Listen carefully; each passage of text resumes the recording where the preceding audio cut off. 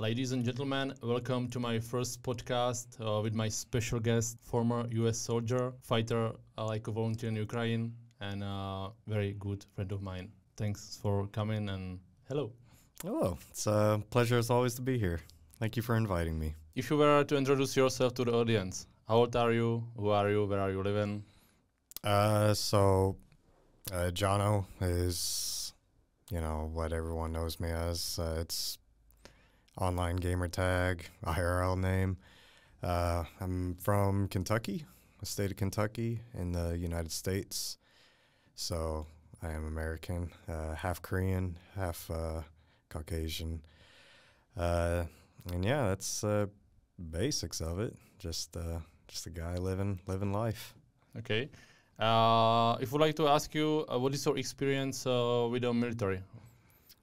So I joined the Army when I was 17 years old. I was in high school at the time, and they had a special program. It was called Split Ops, or Split Training Option. And it was during the summer break. You would go to basic training and then finish your last year of high school. And then once you graduate, go to, it's called AIT. And that's where you would get your actual job specialty training. I was 17 at the time, joined the reserves, but then I graduated early so that I could switch to active duty, and did that, went to airborne school, and from there went to my first unit. I was an MP in the Army, so that's military police. And my first duty station was Fort Bragg, North Carolina. It's called Fort Liberty now. And from there, it's pretty much been, did a few years there, a few years at Fort Campbell, a couple years in Italy, and been to a few places. Had one deployment to Afghanistan, Logar province. That was 12 months. And then when I was in Italy, we've done some training stuff in Germany and also Italy. We had a joint, it was a two-part thing to where we did some training at the Israeli counter-terror school. And then the other half of it was a joint exercise with the IDF. It was an airborne exercise, and it was pretty cool. Okay. That was long-term, and something huge for you, what you get. So if I get it, your last mission was the Afghanistan, or it was the Germany and Italy? My last combat, like actual combat deployment was Afghanistan. Germany was just training. Israel was just training. And which year, the Afghanistan? That was 2009, May 2009 to May 2010. And when did you leave the U.S. Army? 2016. 2016, September. So after 6 years, kind of after the Afghanistan, the last. Yeah. After Afghanistan, yeah. In total, I was in the Army for just shy of 9 years. Okay. And what was the reason that you leave? It was just my time to go. Okay. Things slowed down, and sometimes there are better options. And what was life like after you left the Army? Something changed with your head and everything, because every single mission has some damage on your body. And yeah, it's I would say what was probably the most shocking for me was because I wasn't as physically active.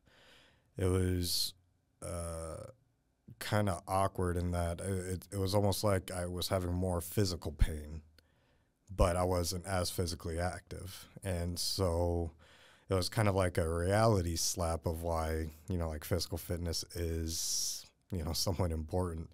And so that was one thing I had to deal with, and was going to the doctors because there were some injuries I had, not like from being wounded, just physical injuries from when I was in, really started to kind of show up after I got out. And when I was in the process of getting out of the Army, I already had this mindset, you know, that when I get out, I'm going to chill, do nothing, and just kind of enjoy the break and take some time off, and that's exactly what I did. And then I tried going to school to work on a bachelor's degree, but that didn't work out too well for me. Okay.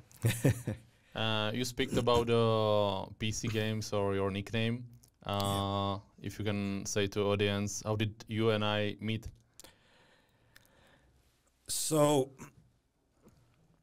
when I was in the Army, stationed in Italy, at the time I was playing League of Legends a lot, and I had this thing I wanted to create, like kind of like a community type of thing, like a gaming community. And what is your favorite character in League of Legends, if you would like to say? Character? Yeah. Ooh. Or mid lane, top lane, jungle? Oh, bot lane. Okay, bot lane. Bot lane, yeah. Marksman. Okay, sorry. And so I took to the League of Legends forums and, started making posts about creating community. Eventually wanted to get into like organizing some stuff, maybe having like a very amateur type team set up. And I met Liquids during that time. Which is my ex-teammate from Dignitas. Yeah. And sorry. From there, we became friends, did a lot of gaming together. And then after I got out of the Army, I want to say it was just a few months after I got out, PUBG released. And played with Liquid some. But then when it looked like there was going to be an esports scene to it, he really started to grind hard at it. And in the process, he met someone else that was a former Dignitas member for another game, and they linked up. And I very specifically remember watching the stream where they it was Liquids and Suntouch were playing duo, and they were driving a car west of Quarry, and they got just laser beamed in the car, and the person that killed them had a Twitch handle, and so they went over. It's like, oh, we got to see, is this person streaming right now? And it was your stream. Okay. And so it was, I never heard this story. Oh yeah, maybe one time, but I didn't remember it. Yeah, it's so it's like, oh, that's that's awesome. Like they just got destroyed, Okay. and. I mean, I was in my prime, so I would distract everybody in this time. So it was pretty cool, and so I was just hanging out in your stream. I didn't really talk much because I didn't know that you spoke English at the time. I just knew that you were Czech, and it was, for me, it was kind of a special moment because I've worked with Czechs in Afghanistan. They were part of the provincial reconstruction team there, and we had a really close working relationship. They would support us on a lot of our missions with specialized teams. You were talking about them, you call them Rambos, right? Yeah, a bunch of jacked up, stocky, like freaking Slovakian, or not Slovakian, but, but yeah, Slavic freaking Rambos, just no care in the world. Like if you needed them to do something, they would just chuckle a couple times and then go do it. Yeah. So because of that, I've always had like they were awesome guys. Yeah, we lived on the same little compound together, and in between missions we would play like kind of like improvised soccer or football, and hang out with them, and it was really a really good bonding moment. And from there, from talking to them and working with them, I had a real deep respect for Czechs. And then so when I got to your stream, it was like, bro, this guy's Czech. It was like, that's awesome. So I would hang out in your stream a bit. I would never say anything, because again, I didn't know you spoke English. And then it came up that Liquids and Sun Touch were going to put a team together. It was going to be under Dignitas, and they're, you know, looking for, you know, the other two members. And you came up, and then, you know, the rest is just history from there. So. And what was your role in Dignitas? So early on, once the group was signed with Dignitas, it was very decentralized. You know, it was just you guys, and that was pretty much it. It was you guys and the org. There were some mixed results within the like Awesome, and I can't remember the other events that you guys were playing through with the ladders. And then Liquids actually hit me up that they were looking into getting a coach or an analyst and stuff like that. And going back to the whole thing with the League of Legends, with that whole thing that I did, with me coming out of the Army, esports was really something that I was looking into because I grew up a gamer, and my time had kind of passed with being a professional gamer. So I always thought, like, how could I still be in the scene, even though it wouldn't be as a player? And so I was talking to Liquids and was like, bro, you know, I've never coached a team before in esports, but I've got a lot of leadership experience, you know. It's, you know, talking with him like, hey man, you know, maybe there's something I could do. And he you know, talked to Zyphon, and I believe he talked to you as well. Spoke with Sapphire in Dignitas, and that's pretty much how it went. I sent her like a little bio resume, kind of very informal. And yeah, pretty much got picked up from there, and then spent a short bit of time with you guys as a head coach. And this time is around like 2017 until 2019, right? It was early 2017, yeah. Okay. And after? What happened after we just leave the Dignitas, because we were living around 2019, I think, or 2018. Oh, was it 2019? No, 2018, yeah, because we signed Digni September 2017, I think, until April 2018. Yes, yeah. So afterwards, I remember I was pretty upset with the situation that happened with the org itself. Don't know the exact details, and then everything was kind of hearsay. You know, there's always his story, his side of the story, and then what actually happened. But I remember during the process of the last couple weeks, I was contacting other orgs, trying to find places for you guys to go to.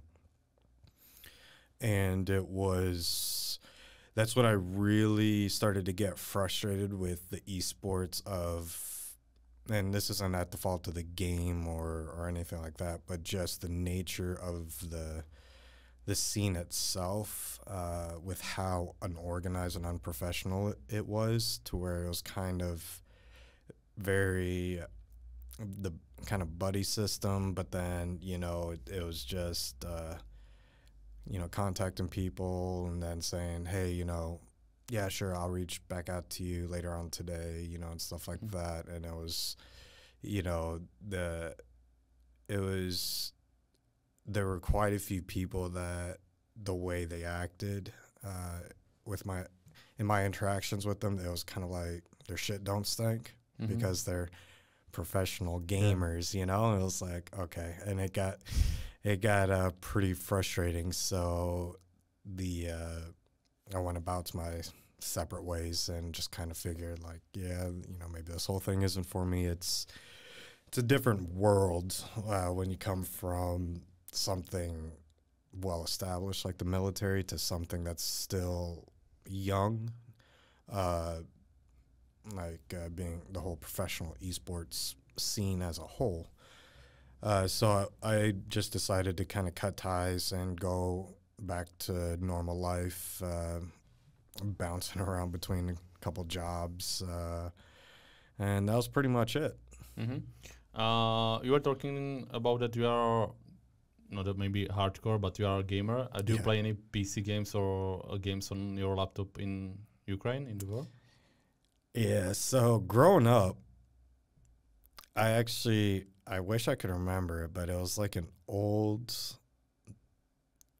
game. It was before Windows. It was, I think it was like MS-DOS was the operating system. There was no desktop. The desktop was just maybe folders. Audience not gonna know, but Yeah, probably not. And it was this game to where you were like a turret on the ground, and these planes would fly across the screen, dropping airborne like paratroopers out, and you had to like shoot the paratroopers. I remember this game. Yeah, but I don't know because we call it video hry in Czech. It calls like video games, and you had some books like this, and you put a cassette inside. Yeah, and you had, for example, not even the controllers, but for example the gun, and you were shooting like the ducks, or these parachuters. Yeah, that was on the Nintendo. I think it was Nintendo, that one. Yeah. But yeah, this was for like actual PC. Okay. And you know, if you remember floppy disks, most people think of floppy disks and it's like the little square things, you know. But my computer was even older than that, and the discs were like a freaking like a record label like this big, you know, like giant things. And that's pretty much when it all started, just playing that and some other things, eventually getting into, you know, Super Nintendo, all the other, like, older consoles. And then I spent a lot of time playing RTS games growing up. Command and Conquer, Warcraft, a little bit of StarCraft, and it pretty much just kind of escalated from there, and to a point to where now I don't have like a specific genre that I stick to. In Ukraine itself, I went there without anything in terms of gaming, but then I saw one of the other guys in my unit had a laptop, and when we were just kind of chilling, he would be in the chow hall and just gaming on World of Tanks, and you know, I'm just sitting there like, what, bro? So I should go get a laptop. Yeah. So you were sitting in the bunker or in your base. Yeah. And the guy is kind of in the world and he's playing World of Tanks. Yeah, and I was just sitting there like, you know, watched, and I'm like, bro, I'm getting the itch. You know, I was good for a little bit, but now watching him game, I was like, ooh, man, I'm getting the itch. So I went to Rozetka, which is like their version of Amazon, and bought myself a laptop. It came in. And but this is, by the way, a cool story, because when I pick you up on the railway station here in Prague, that first time when I see you, you had like your huge military backpack and something in your hand. I was like watching, what is it? I thought it's like box for the attachments or something like that. And I see, and this gaming laptop, and you're like, hi Spike. I was like, okay, he's coming from the war, and he is grabbing his gaming laptop. Yeah. Unfortunately, we don't have like good, reliable internet, so multiplayer games is kind of off the table. So I've just been kind of sticking to single player games that I could play offline, like Witcher 3, Red Dead Redemption 2, Europa Universalis, that kind of stuff. And so if we're not training or I'm not on a mission or whatever, then yeah, I'm just holed up in my bunker, just touchpad gaming, you know, just with my finger in. It's rough, but I mean, it's something, you know, so it's. And what is your favorite game so far, like in your life?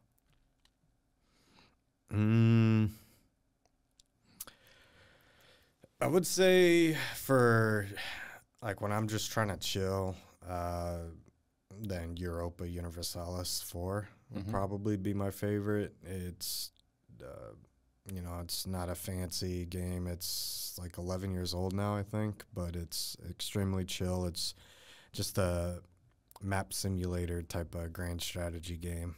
Mm-hmm. So in terms of like relaxed and probably what I have the most hours in, I'd say Europa Universalis. Okay. In the beginning, I was already saying that you are like a volunteer in Ukraine. Mm-hmm. Why did you decide to volunteer in Ukraine? What was your motivation or your goal? So the biggest motivation behind it was, it actually goes back to 2014 when I was still in the Army. At the time, I was stationed in Italy. I was with the 173rd. And I remember when it all happened on the news, how they were talking about, you know, Russian, I believe it was like VDV, entered Crimea and pretty much illegally annexed it and all that. Invasion, yeah. And I remember I was sitting there and was like, we're not just gonna let this happen, right? Like, you know, country just violated international like borders, entered someone else's territory, and pretty much just took land from them, and we're just gonna sit here and do nothing? Like, is that actually the play right now? And it turned out that that's what we were gonna do. And so from there, that's when it was kind of like a blank check was written for us, and so everything kind of shifted to like this Eastern mobilization preparation type thing, especially because we were an airborne unit. We were on that constant readiness, and but it was pretty much just training up with some of our international partners within Europe, even the ones that are not NATO members, like Finland at the time. But it was still kind of upsetting how the fact that we didn't do anything, you know, because this was a vulnerable country that just had their borders violated and whatnot.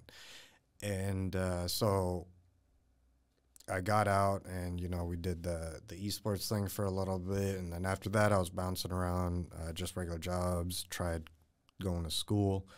And then in 2022, the full-scale invasion happened. And it probably after just a few days, when I heard that President Zelensky basically did this open call for foreign volunteers to come and help them, just immediately I was like, I need to, this is my calling, you know, this is something I want to do. I was hoping we would have done something back in 2014, but we didn't. But now this is my chance. And at the time, their whole process of getting foreigners in was very unorganized. I had heard that guys were just showing up to the border and boom, they were in. But it didn't seem right. You know, I was like, no way. No way guys are literally just showing up to the border with a bag or two and like, I'm here to fight for you guys, and they're just letting them in. So I started doing some research, and I was like, yeah, you know, here's the webpage. Contact the embassy. They'll give you the next steps and all that. So that's what I did. I was given an application form, told to fill it out, send it to another email address, and that's what I did, but then got no response. And so from then I was bummed out because, you know, I started messing with my head a little bit to where I was like, man, am I just getting old and they just don't see me as valuable anymore? Is that what it is? So for the first several months, I just sat at home, like, just miserable. And then news started coming out about a spring counteroffensive. And once it started gaining more and more traction in the news, that's when I made the decision that it was like, you know, this is something big, and I don't want to miss out on it like I did the past year.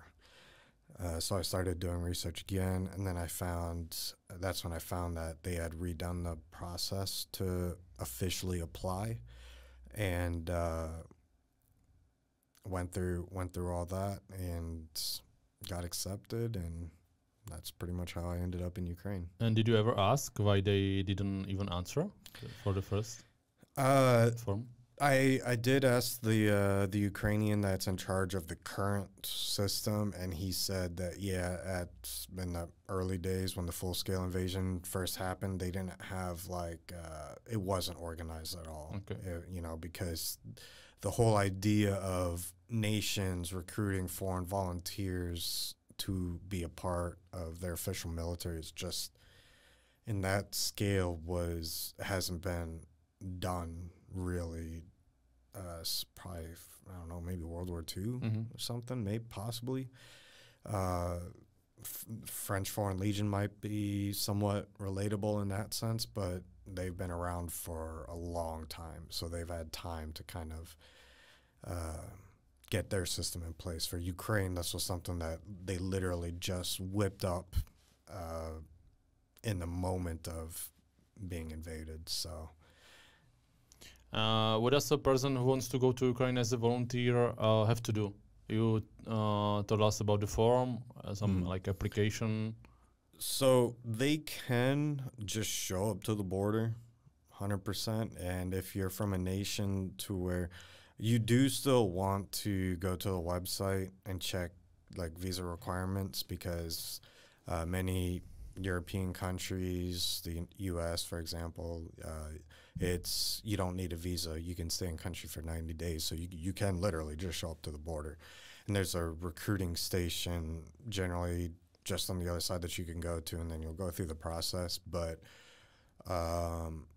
the other two ways is if you know someone in a unit, then you can go through them and they could kind of sort everything out and then get you in country, pick you up, have you go through the whole process. And then the way I went through is through the website for the International Legion for the Defense of Ukraine, and they have a form that you fill out. And is it like an international form or only for US? Oh, anyone can use it. Okay. So at the time that I applied, it was one of the requirements was that you had to speak English. You had to be able to understand and speak English. And the form was a two-part form, an English part and then either Ukrainian or Russian part. But at that time, you had to know English. And so you would fill out that form, and then your copy your passport, military service record, if applicable, if you're a veteran and stuff like that, and you'd send it all to an email. And from there, it's pretty much just a waiting game. And can anyone get in, or do you have to have some experience from military? Depends on the unit. There are some units at the start of the counteroffensive 3rd Assault Brigade was kind of preferred younger, inexperienced guys that they could train from the ground up, because it's kind of a twofold thing. Yes, they lack experience, brand new and all that stuff, but at the same time, there's no bad habits that you have to break. It's, you're literally starting from ground zero with brand new guys. And then there's the International Legion battalions themselves, which is kind of what everyone knows of. And they'll take it. If you speak English and you're able to put kit on and pull a trigger, they'll usually, for the most part, take you. Okay, so if someone decides to volunteer in Ukraine, what is the best preparation? How he can prepare for war or for this kind of... PT, physical fitness. Okay. That is, you don't have to be an amazing shot by any means. It's, I know, it's probably one of the most common questions I see for guys that are preparing to come is asking marksman-related stuff. And talking about going to, classes to handle a firearm. And realistically, it's not that difficult. When you get to Ukraine, you will learn how to use the weapon system you're going to be assigned, whether it's a Kalashnikov platform, M4, the CZ brand, Polish Grot, whatever. You'll get time on the range to learn that weapon system and shoot it. But what a lot of people overlook is physical fitness. And there are a lot of units that guys may end up in, and they're just going to sit in trenches. That's all they do. Second, third line, just sit in a trench. But then a unit like mine, or 3rd Assault, 5th Assault, and stuff like that, to where you are actively conducting offensive operations, you need to be physically fit, especially because guys might, say, oh, well, I could do 4 laps on a track in X amount of time. It's like, great, cool. That's a nice, level, easy track, whatever. Now add mortar craters, a bunch of rubble pile, your kit, your weapon, and all that stuff, and then let's see how fast you could do it. And, that's I've seen a lot of guys to where it's like they show up and they're struggling physically, because it's not just simple, you need to be a guy that's active in the gym or be a track runner. It's so much more than that. And so many people that I've seen go to other units, it's like, you're going to be a liability. If you're out of shape, you're going to be a liability. Okay, you passed the selection, so you are the volunteer who just already passed like everything form. You just come to the Ukraine, and what is next? So you'll go through. It's kind of like in processing. Anyone who's been in the military in any other country has more than likely gone through something similar. For the U.S., it would be kind of like MEPS, and you'll do like a medical screening. There's a bunch of other paperwork-related stuff, background check, translation and notarization of passport. You'll get a tax ID number that you'll use to then open. Eventually, you have to go to a bank, open a bank account, stuff like that. So a lot of the early stages of once you enter is going to be all in processing / admin stuff. And then after, once everything kind of goes through, then you'll actually get the contract that you'll actually sign. And then from there, you'll officially be in the armed forces of Ukraine. And the contract is from Ukraine military, right? Yes. Okay, so you are signed by Ukraine military, kind of. Not even like US or something. Nope. Like that. It's kind of one of those, you're there as a volunteer, but you are officially on contract under the armed forces of Ukraine. Okay. When you arrive, what do you expect for the first days or weeks or months? What was like in your head? Well, the first thing people can expect are air raid sirens. That's going to be new for practically everyone coming here, So that's going to be the first thing to kind of expect and get ready for, and then, make sure you go about the proper steps, finding like the metros or other underground things. One thing that they can be somewhat particular on is, a lot of guys when they first come in, they hear the air raid sirens and all that stuff, and they immediately want to whip out the phone and start recording so that they could post it online, or whatever. And I did it. I was a victim of that, but... we are living in 21st century, so yeah, everybody's content creator, right? Exactly. But especially as of recent events, that you definitely don't want to kind of mess around with that. If there's a chance that the air raid sirens are going off and there's a strike imminent potentially, it's put the phone away, go find yourself some shelter, and it's one thing. It's kind of, it would be shitty to get to a country to fight for them, but then get whacked on your first couple days to a drone, a Shahid or a Caliber or something. Are you wearing any badges? What do they mean? You can say. So, as I said in the beginning, I'm half Korean, half Caucasian, so I have it's essentially just a Korean and American flag. And then this is my brigade patch for the 59th Motorized Brigade. I can see any damage. Yeah, this is, it's got a nice little hole from, it was a suicide drone, and a piece of shrapnel went through it, and just kind of clipped me in the arm. Okay. Not too bad. And then the other side, I just have a Korean flag. Is it possible to show it to camera? Oh, yeah. Somehow. So, Korean flag, and this is my actual company patch for Chosen. And then just a meme tab, Soju Forces. And so it's kind of a knock on the whole Special Forces tab, but instead it's Soju, which is a Korean rice wine. Okay. You were talking about your unit. Is it possible to say what kind of unit is it? Yeah, so it's I'm in Chosen Company of the officially it's not our Chosen is not an actual company. It is more a detachment of foreigners assigned to the reconnaissance company of the 59th Motorized Brigade. One thing to just kind of make clear right off the bat is that our unit is not just us. It is a Ukrainian company with a detachment of us embedded into that company. So, they have their own personnel, a Ukrainian commander, XO, all the, command structure. And then there's also Ukrainian fighters in the company itself. And then there's us.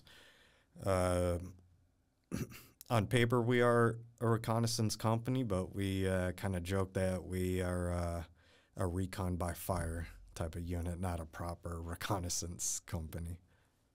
And what is your position? What do you do in your unit? I'm a multi-purpose kind of guy. Initially, when I got to the unit, I was just a rifleman.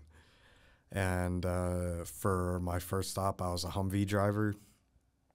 And then you were like you were driving the cars in Afghanistan as well, right? So we didn't use Humvees in Afghanistan. Okay. Instead, we had the Max Pro Dash MRAPs, which were the bigger, newer ones and all this stuff. It's much better for like the mines and this kind of stuff. Yeah. But in Ukraine, they do have some MRAPs. I believe they're British and maybe Australian, I think, that they do have, but we don't have them. My unit, we have Humvees, and because I had experience driving Humvees from my time in the Army, I ended up being a driver for that mission. Did a couple more ops as just a rifleman, and then eventually got moved to the sniper team, where I filled a role as a designated marksman, not a sniper, just a marksman, and using the UAR-10 or Z-10, and then toward the last month and a half or so, just did some leadership positions, like the second in charge or a team leader, both with the UAR-10, but then also sometimes, leaving that on base and then taking my AK. So kind of floating around, not sticking to one particular type of role. And if you have to choose, what is better a position for you? Is like the marksman or the rifle leader or the guy who is, being lead? That is a matter of perspective. In terms of, in terms of being an asset, a marksman, because you're like an area denial type of role. A good marksman or sniper can be very effective. But for the unit, being in a leadership position is at the moment more important, because we've had quite a few casualties, and a lot of our most experienced guys are no longer with us for now. They're like in the hospital. Some went back home for winter and stuff like that. So being in that role is better for the unit in a leadership position and not as a marksman. So it really does just depend on the perspective and what do you see as being more vital. But I do get to do some missions where it's like a sniper op, to where it's just myself, a spotter, and a couple guys. And so in that case, you're kind of doing both roles. You know, you're doing performing the role as a marksman / sniper, but then you're also in a leadership position. What areas, villages or town did you fight for with your unit, if it's possible to speak about it? We are in Donetsk Oblast, in the Avdiivka sector. So. Okay, and all the time, or did you like change the positions as well? No, we don't, because we don't have the freedom of movement that some people might think. Like, because it's the thing is, we are foreigners, but we are a detachment in a Ukrainian company, in a Ukrainian brigade, under Ukrainian leadership. And so if they're in charge of a sector, then we operate in that sector. We don't get to just move around and go as we please.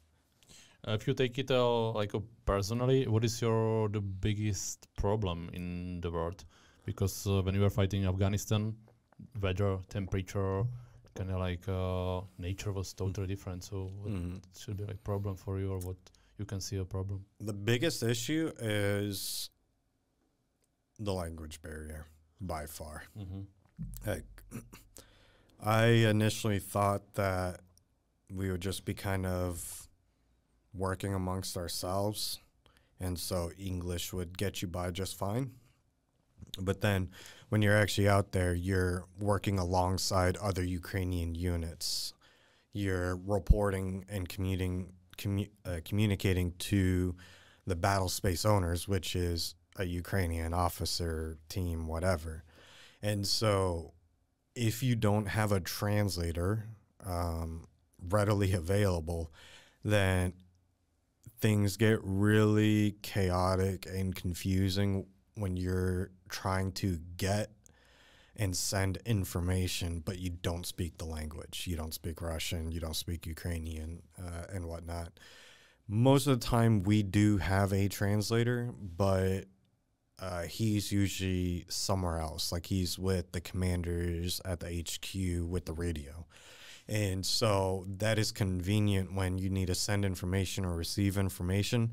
But then if you're in a trench, in a bunker, on the front line, zero line, whatever, and you're trying to communicate with the Ukrainian that is physically there with you, but you can't, then it is extremely difficult, especially when you're trying to coordinate fires and stuff like that, or, you know, coordinate certain assets, Ukrainian assets that was provided to you.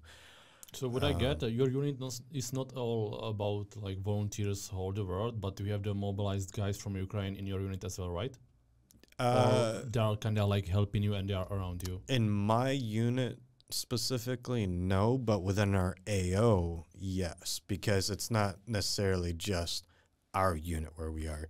There's multiple units, and just depending on what part of the area you're working for that day, you know, you might be working with one unit one day, but then a different unit another day.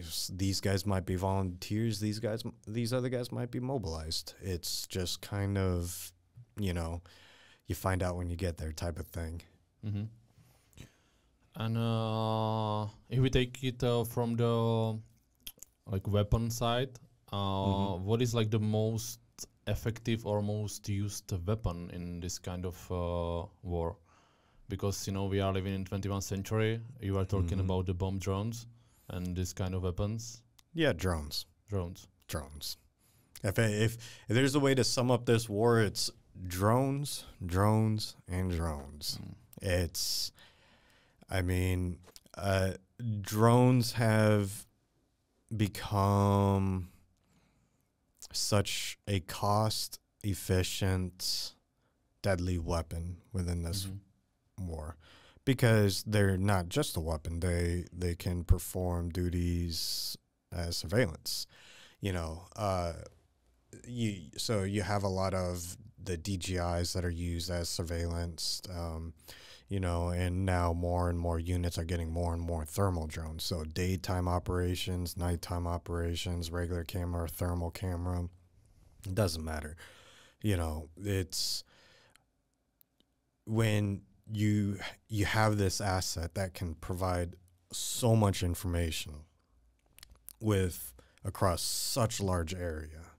It kind of, back in World War II, Vietnam, whatever, we would have LPOPs, listening posts, observation posts, stuff like that.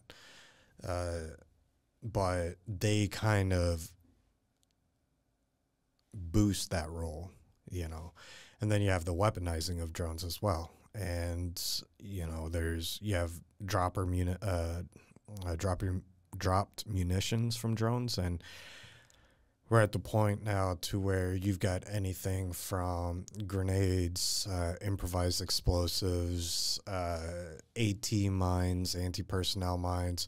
You've got octocopters out there dropping mortars now. So it's to the point where it's like, if it can be carried by a drone and explode, it's going to get carried by a drone and it's going to explode. And then you've got the FPV or suicide drones, which, to kind of talk about how they've evolved just within the course of the war.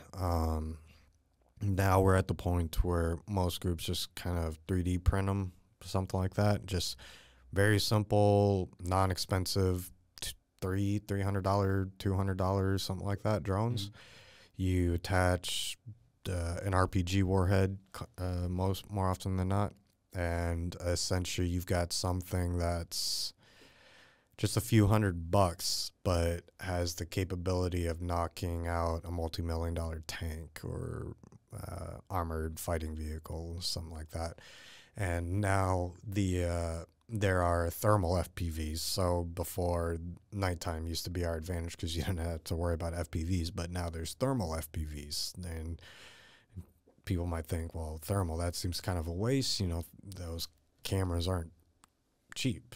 But that's the thing.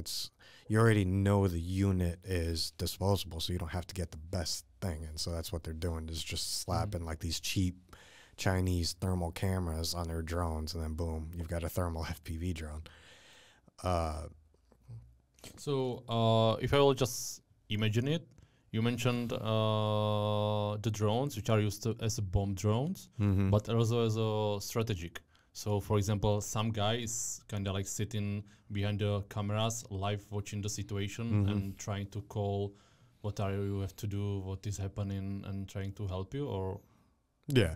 And so that's where you kind of see the role of drone operators kind of taking over some other roles. Like, for example, for the longest time, you had what was called like FOs or something, forward observers, guys who were especially skilled in coordinating and providing and giving fire orders to mortarmen, artillery, and stuff like that.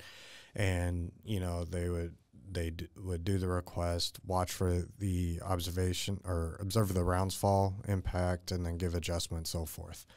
But now you don't need necessarily an FO. You don't need an FO forward with a team.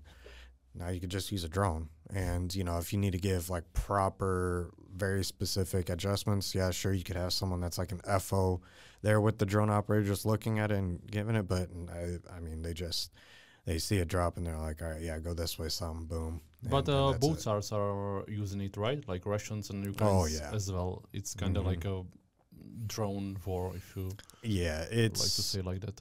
It's one of those things to where it is truly three-dimensional warfare. Like, not what they said Iraq and Afghanistan was. In my opinion, this is proper, like, 3-4-dimensional warfare, because it's not just in front of you, to the side of you, or whatever. You're actually having to look up, and it can become so chaotic with the skies now, because you look up and it's, well, I see 4 or 5 drones in the sky just sitting there chilling, watching everything, but I don't know whose is whose.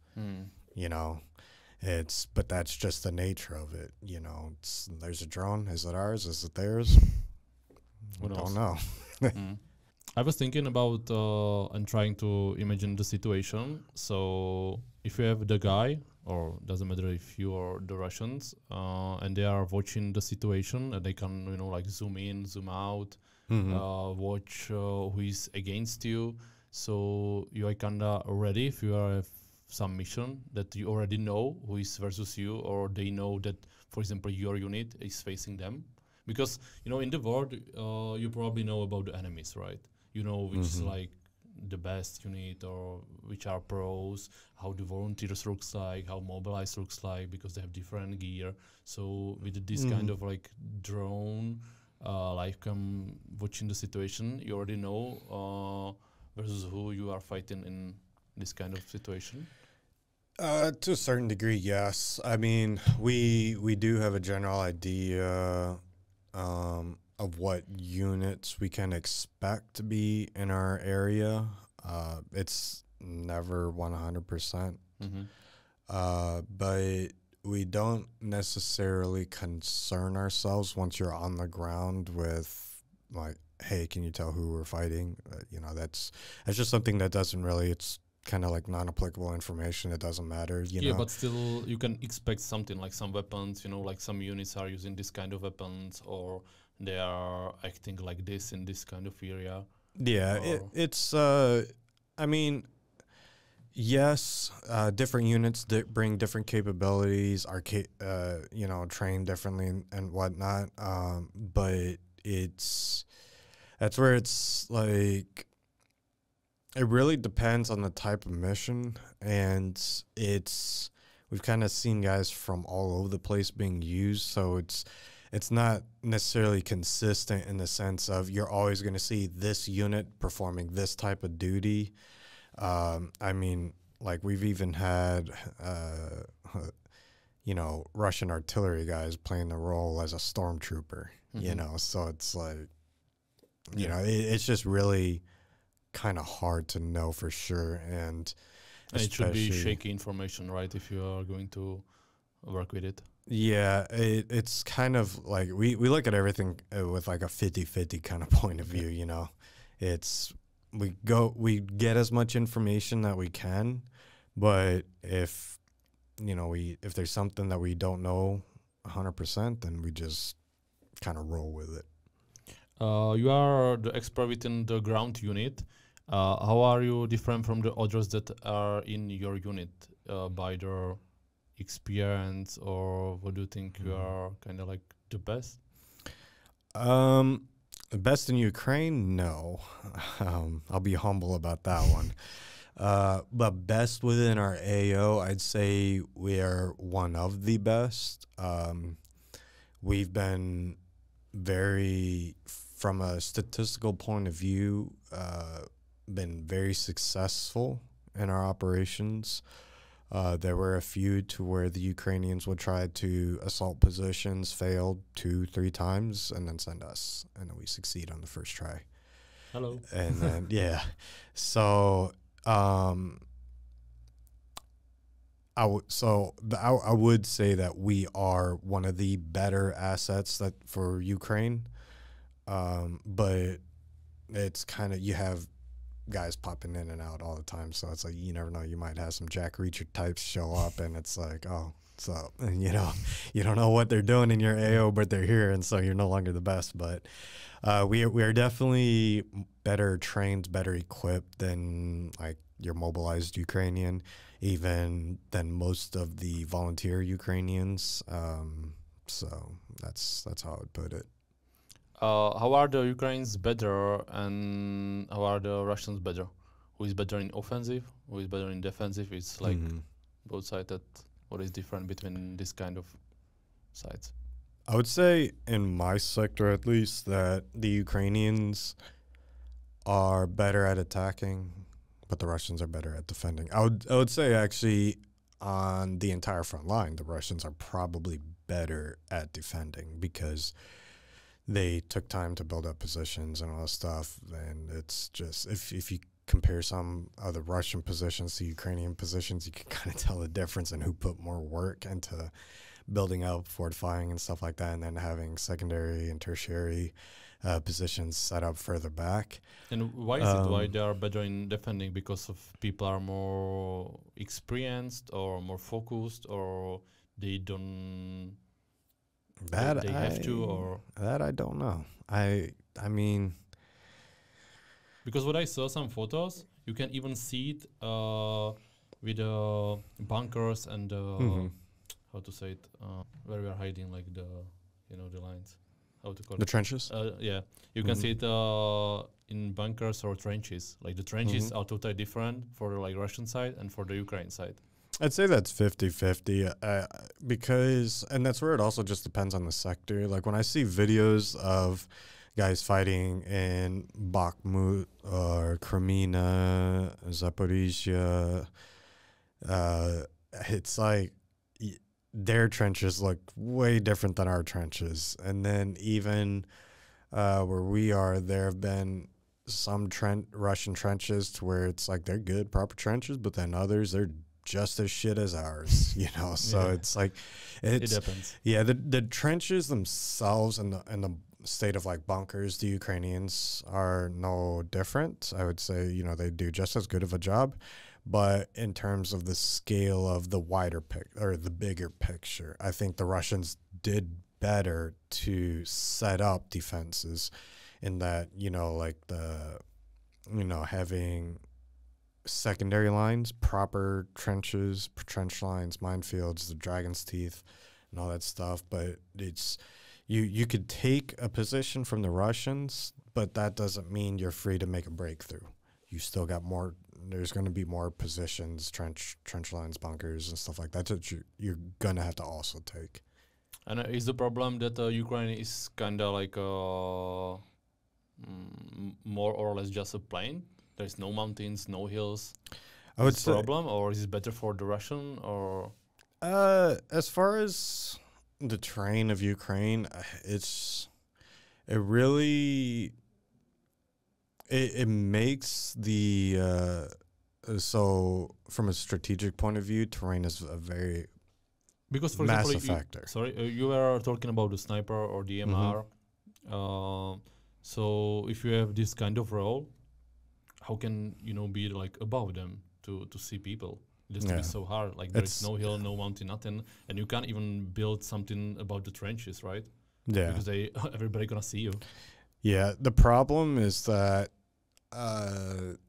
it's due to the lack of elevation difference, and this is just in my sector. I know some parts have a bit more hills, but the problem isn't necessarily just that it's a lot of flatlands, plains, It's that you have that, but also because this is a war-torn sector, there's been fighting here since 2014. There's also no lawn maintenance. Yeah. So you've literally got grass and other vegetation that's no villages, no towns, meters, meters high. So you can't even see over a lot of it. And so the only way to see over it is to get on elevation. But there's hardly any elevation. I would say in terms of like low points to high points where we are, you're talking about like 10 meters. It's very minimal. So it makes it very difficult. But it works both ways. It could be your advantage in some cases, but then at other times it could be to your disadvantage. Can you show us some videos or photos from this kind of perspective, or only we can use only what is public already on YouTube? Yeah, the only ones I'd be able to kind of go over would be the ones that are publicly posted on the YouTube channel. For example, I'm talking about the video where it's recorded with a drone, and you can see like there is nothing, only ruins. And oh yeah, that was. I don't know which drone team published it, but that was published to one of the combat footage telegrams. We will put it to the video so people already can like see how does it look like right now. Yeah, and that's a good video to kind of to show the scale of the supplies that the Russians have. It's the Ukrainians are very selective with their targets and what they call fires on. You know. They're very selective with the type of munitions that they use. So oftentimes it's, you know, clusters are good and all, but are you going to use a cluster on one or two guys? No, it's not going to be very efficient. But with the Russians, they will send everything, and that's what that video is really good to show. And in that particular one, I believe it was a variation of ordnance, but mostly grads. So just the rocket spam trucks that you see, and they're just totally indiscriminate. And they just don't, like, there are times that they will do very precise fires, but then there are times, more often than not, instances like that, to where it's just blanket bombing, just bomb everything, you know. Because they have the resources and everything. They have the ammunition, the resources, the equipment to do that. And it's one way to fight it. I saw one of Czech podcasts with a Czech volunteer, and he was talking about that, for example, some fights are going to the end by Ukraine side because they don't have, for example, ammunition. Is it true, or it's maybe to another like areas? Yeah, I've heard the same thing. To where guys are running out of ammunition and stuff. The whole everything that's being reported about artillery, it's not necessarily like we are, you know, guys, we can't shoot anymore because we only have 10 rounds left type of thing. It's more of just they are running lower on ammunition. But not that they can't fight. It's just they have to be more patient with their targets. You know, proper assessments of, is this type of target worth the ammunition that we're going to shoot? Because, you know, they may not know when they're going to get resupplied. So they have to try and conserve the ammo as best as possible and make sure that they are as efficient as possible. And from from the like resources side, do you see it like on the ground that they are, for example, just randomly shooting and sending everything no matter what because they have it? And if you, for example, take over their area, you can see like the resources ready here? Yeah, I mean, the Ukrainians can be the culprits of, you know, we would call it Haji firing as well, just the no-look spray and pray, you know. Okay. I would say both sides are victims of that.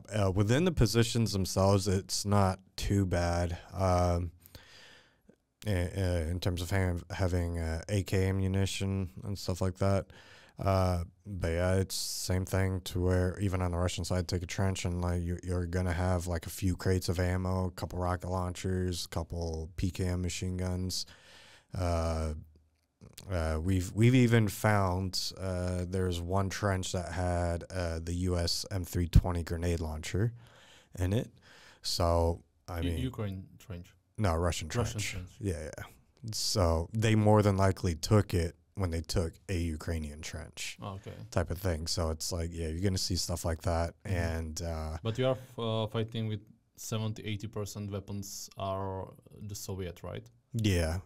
It also depends on the unit. There are some, like especially the International Legion units. I believe they mostly use like the M4s, but I'm not 100% sure. Some of the GER units are usually the Western supply weapons. But yeah, for us, we're pretty much like 95% Soviet. Why is it? Because that's just what's available. Okay, so it's about available. And I mean, I can see that, for example, if you are in the war, with Russia, you are fighting with Soviet weapons, and if you, for example, get their resources or you know, like thinking over it, you can use it instantly. But if you have like US or like the West side weapons, you can use the ammunition, everything. But still, there is a NATO, and NATO is saying that they are supporting Ukraine, they are sending weapons. A lot of countries in Europe are saying that they are sending like resources. What do you think about it? I mean, it's like, so I remember seeing a report that it was criticizing the EU for making pledges to supply certain things in 2024. And it was kind of calling them out, saying like, how are you going to make these pledges for 2024 when you barely even fulfilled like 60% of your pledges of 2023?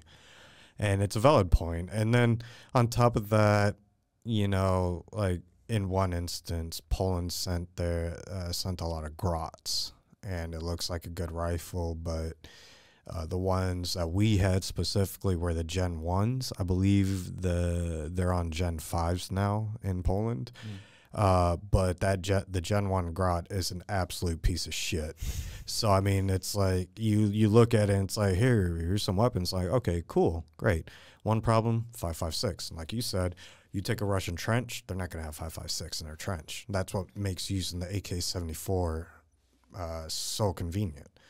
So yeah, there's that problem with the ammunition, but then there's the problem with the weapon platform itself. It's shit, you know? And so, it got to the point where we literally had every person with a grot turn them in and get an AK because the weapon's just unreliable. There's a reason why it's only a few years old and it's already on Gen 5 or whatever gen it's on, you know. The AK still the same, right? Yeah, the AK, like we have AKs from, there's one guy that had an AKMS from the 60s. My AK, I have an AKS 74, and mine was never fired. It was clean, you know, like it looked fresh, it looked new. But then I can't remember, there's a way you could tell when it was manufactured. But mine, being one of the newest AKs in my company, was still manufactured in like 1984 or 87. But I mean, they won't get just fine, unlike, you know, some of these other stuff. So that's where it's like the whole donation thing from Western countries, it's kind of twofold. They're either sending you stuff that's about to expire or may not have already expired, may or may not already be damaged, and because that's how the politics works of this whole stuff, is that when a country has munitions, whatever, that is about to expire, there's a certain process they have to go through to properly dispose of the ammunition in terms of the warhead, the casing, the explosive ordnance, like and all that stuff. And it can get pricey, but the cheaper option is donate it to Ukraine and let them utilize it, even if it may or may not be expired. Can say, I donate them, yeah, millions of dollars. And so when these orders come through, or aid packages, so to say, like let's say the U.S. pledges 50, you know, HIMARS rockets to Ukraine, it's not like the U.S. went to whoever develops the HIMARS rockets, bought 50 rockets from them fresh out of the factory, and then sending them to Ukraine. They're taking 50 of whatever's closest to expire or whatever, you know, and stuff like that. Generally, maybe not 100%, but that's usually what they're doing, is they're getting rid of old stuff first to send that to Ukraine, and then making an order for 50 to replace what they donated. So new, fresh ordered stuff from the factory or whatever is not going generally to Ukraine. It's going to replenish stockpiles. But I will say that's general. It's not 100%. Like we've had things like AT4s, bull spikes, fresh, like straight out the wrapper, you know. So it's not 100% across the board, but that is kind of one of the common occurrences. What is the current situation in Ukraine? You left in New Year, kinda. Yeah. And what is the situation right now, if you can describe it? How does it change when you come in the summer, because you were there 6 months, right? Mm-hmm. So does it change? Well, the biggest difference is it's a lot colder. Of course, even in Prague. Yeah. But it's definitely, I would say the biggest difference is when I got here in the summer, it was so you had the spring counteroffensive across the country as a whole. But then even within my unit itself, we were pretty much only offensive operations. That's it. But then the Russian... That's a good point, right? If you are offensive, you are going good. Yeah, it's like if you were to ask me if I prefer to attack or defend, I'd pick attack 100% of the time, because you're picking the time, the place, and all that stuff. Like, you're in control. You are leading, right? You know, you're being the proactive one. It's on the defenders to be reactive. So it was it was a good pace and whatnot. That's what I liked. But then the Russian had their counteroffensive in the Donetsk and Avdiivka sector on October 10th. And from there, we went from mostly attacking to mostly defending. And it's due to the mass amount of resources that the Russians flooded into our AO, it really kind of made things difficult. And you can see it on the ground, right? Like the resources, if you compare Russian resources in the beginning and right now, it's totally different. Yeah. Like drones, for example. We practically just about own the skies, with, you know, before the October counteroffensive. It was, they'd have, you know, some drones up here and there. So maybe they copyright the strategy? Oh, 100%. That's why, you know, it's just like, I'm pretty sure Ukraine really militarized drones in this war first. I think. But by the time they saw how does it look like, what is better, and they already, and then they're starting to do it. Yeah. But then Russia's out producing them now, you know, so that's just one of those things. And you were talking the drones are made by 3D printer, kinda? Or this is like DJIs or? So it depends on the role of the drone. So that's where like a lot of your observation drones, like they're strictly there to just look through the camera and that's it. Those are mostly going to be your DJIs and stuff like that. For droppers, yeah, you've got some DJIs converted, you know, to. By the way, is there any DJI factory in Russia? I don't think so, right? It's not. I don't think so. No. So, from where are they taking it? Civilian market. I mean, probably. Man, what's the if Chinese? I'm going to make a business right now, I will make a business on the drones. Yeah.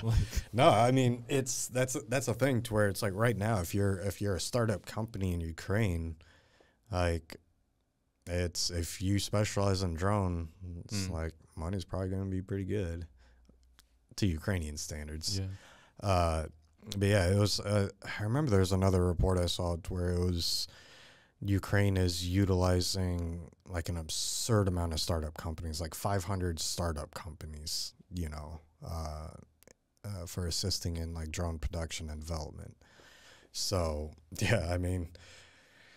Okay, but back to the question. Yeah. We were talking about the situation right now in Ukraine. Yeah, it's definitely a lot more mixed, you know, and a lot more sensitive. It's, you know, when you go from attacking to defending, it's like a completely different mindset, and it sucks. Defending is not fun at all.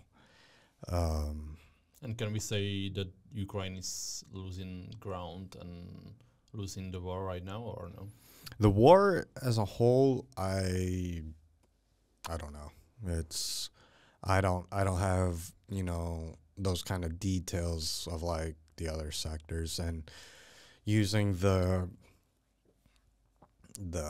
maps that people like to use on a lot of their YouTube videos, where it's like, this shows that this ground was taken here. It's kind of like a hit or miss. Like I remember for our sector there, at one point they showed ground that we took, but it was like a month and a half late. And then there's even some stuff taken back in September that's still on the map shows as being Russian controlled. So it's hard to say Ukraine's situation as a whole in the entire country. For us, it's a lot of back and forth. It's you lose a position, take it back later. Lose a position, take that back later. Type of thing. So it's like nothing really. The situation is constantly changing. But right now is worse than it was in summer. Oh yeah. It's. And why is it? Because of the resources? Mm-hmm. Or the mobilized guys on Russian side, or? It's not so much resources like in just equipment, but also manpower. They brought in a lot of guys because initially a lot of the guys went. When they take it, they are taking it from like normal people.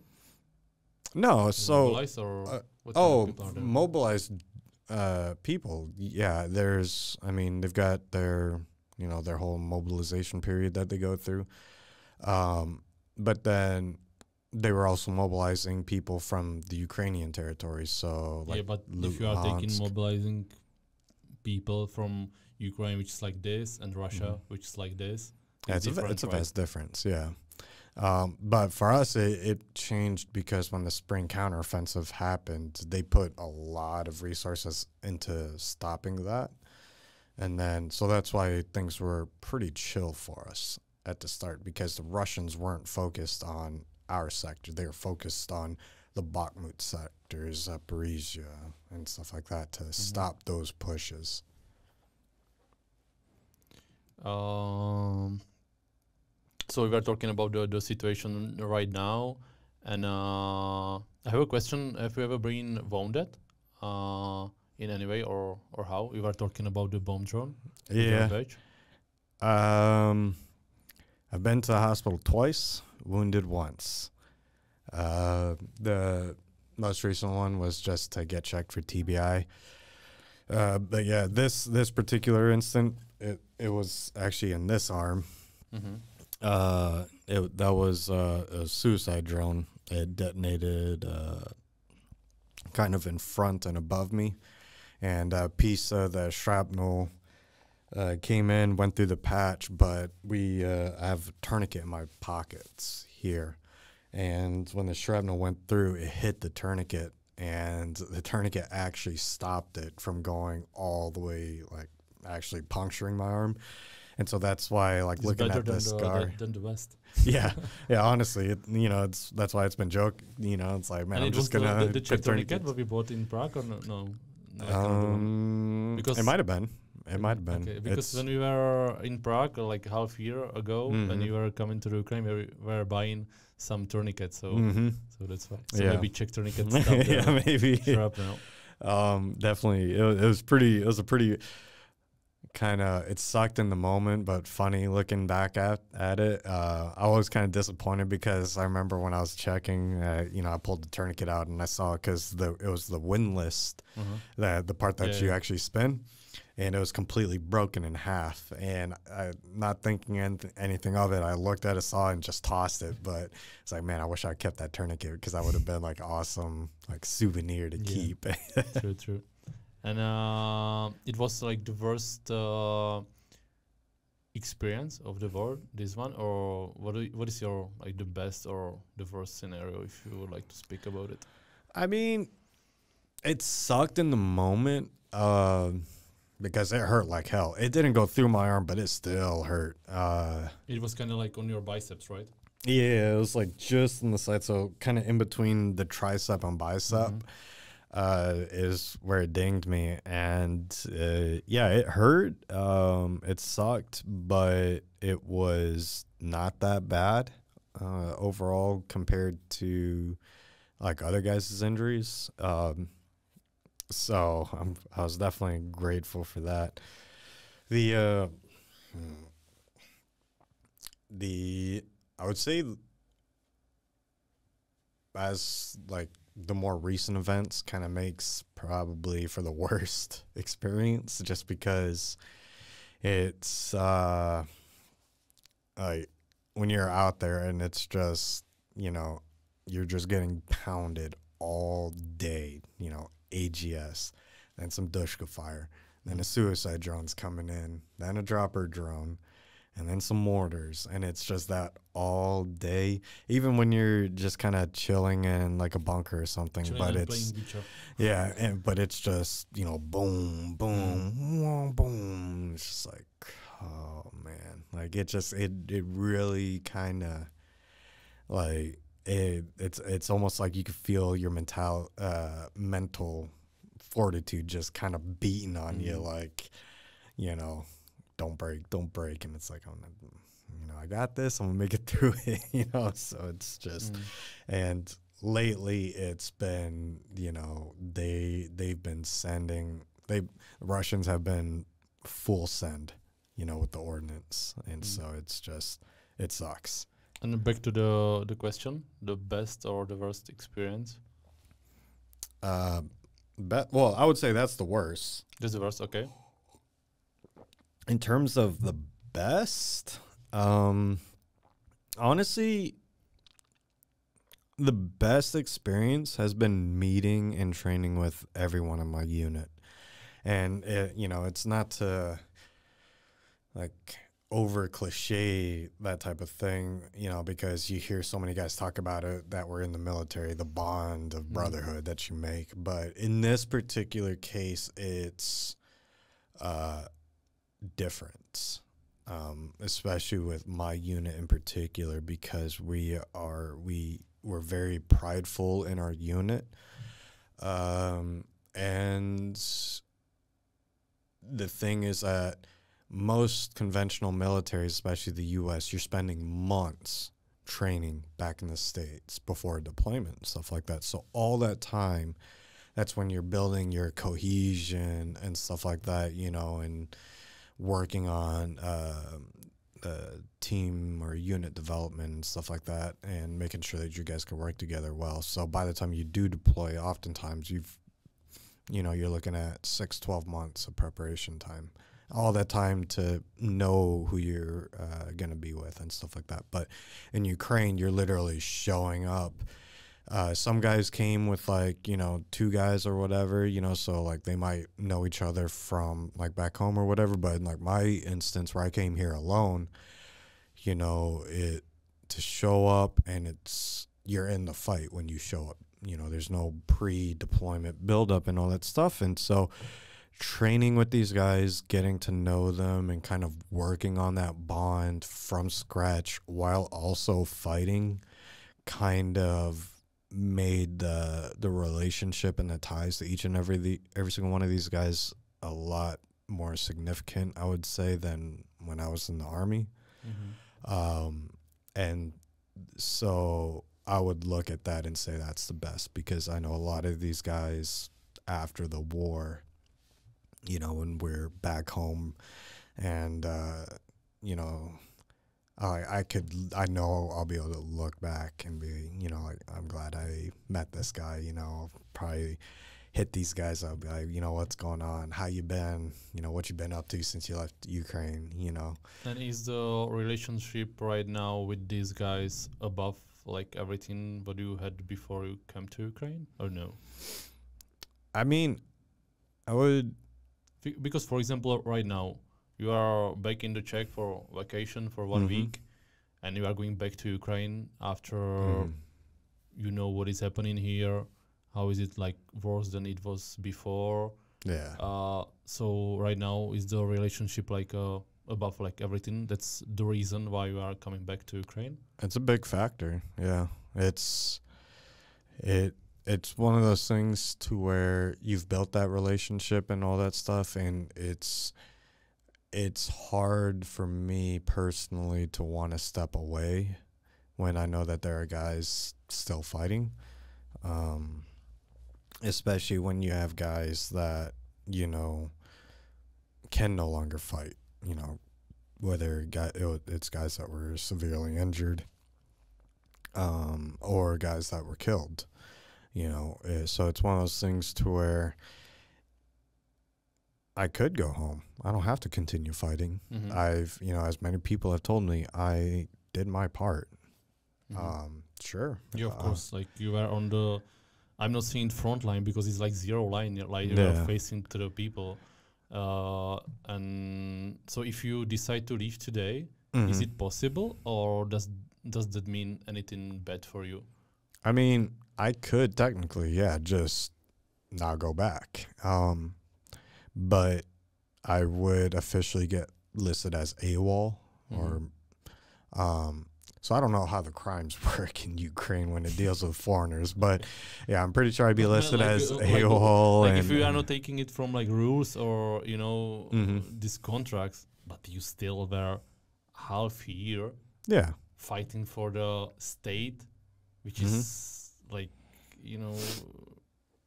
this is the state. You don't know the people. You don't know the country, like whole country. You are not living here. You are like a visitor here. So, and you were fighting for them half year. So it doesn't even matter if there is any rule about it.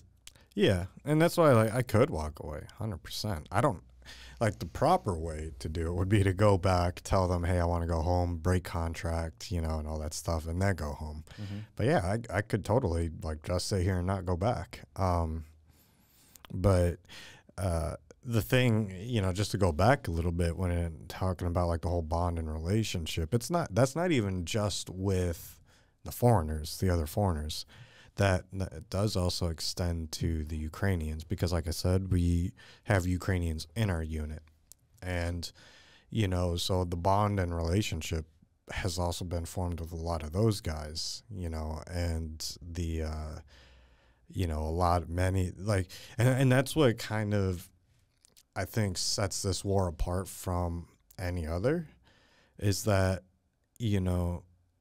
people can look at it and say these guys are fighting for their homes and all that stuff, and it's like, that's significant, and it's like 100%, yeah, and it's true. These guys are literally fighting for their homes, but then you have to look at it from a foreigner's point of view. Guys are literally leaving behind their families, their safety, their homes to go fight for someone else's home. And they can be chilling on Hawaii or exactly. whatever. I could be gaming at home on my nice desktop instead of in a shitty bunker on a shitty laptop, and be safe. Yeah, exactly. But the thing is that the Ukrainians really, they realize that a lot of us left behind a good life to come fight for them. And so they are very, very thankful. I mean, even when I showed up in summer, I was getting thanks from Ukrainians before I even made it into Ukraine, And so when you're getting all these thank yous and all appreciation and all that stuff, that's what makes it hard to want to walk away when you're not done, And so that's why there's a bit of that aspect that I'm still kind of struggling with myself, because believe me, I want to go home. I do. But I also don't want to leave. So that's where, it's like 50-50. And what has been your experience with the locals? How they are kind of like reacting, or I love it. Not just the whole thank yous and all that stuff. The appreciation, it's like amazing, But then, so just like as in true typical American form, I speak English, and that's it. But I could go to a Ukrainian store and attempt to speak some Ukrainian and all that stuff, and they love it. It's one of those things to where it's, they know you don't speak Ukrainian. They know you're really bad at Ukrainian, but the fact that you try, it definitely means a lot to them. And it's, they let you know that, you're aware and all that stuff. And so I would say all of my best experiences out in the public in Ukraine has been because I attempted to, even just basic stuff, basic greetings and basic words, counting and stuff like that, it was all because I even just attempted to be a part of, their language and stuff like that. And they can see it on the badges as well, right? That you have the American and Korean flag. Yeah. And how do they view an American who is in their own country fighting for them? Did you have any like, I don't know, experience that somebody gonna give you something for example, like small gift for luck, you know, or something like that, or how they are? Oh yeah. Fortunate? I've been given like these bracelets. A friend of mine from Kyiv, he gave me a Kazakh sash that you wear around the waist.